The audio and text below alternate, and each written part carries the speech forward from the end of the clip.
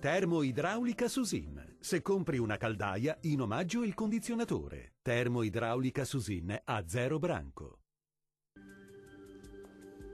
Domenica di Pasqua caratterizzata dal tempo instabile, qualche pioggia sulle nostre regioni ci sarà e pare che sarà così anche il giorno di Pasquetta. Vediamo intanto il dettaglio del 16 aprile. Sul Veneto tempo migliore al mattino, al pomeriggio però peggiora su tutte le aree centro-orientali con rovesci e locali temporali.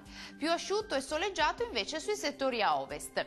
Diamo uno sguardo alle temperature, le massime sono attese tra i 17 e i 22 gradi, i minime tra 8 e 12 gradi circa. Giornata decisamente instabile anche sul Friuli Venezia Giulia, molte nubi con rovesci e temporali frequenti soprattutto nelle ore pomeridiane e saranno anche intensi sul Pordenonese. Temperature massime sui 19-21 gradi, valori notturni tra 9 e 12 gradi circa.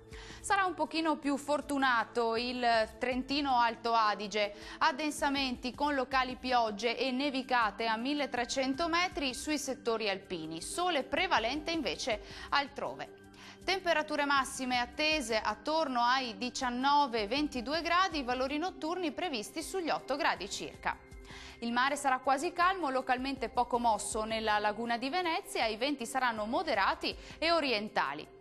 Bene, per oggi il meteo termina qui. A voi tutti i miei personali auguri di una buona Pasqua. Arrivederci.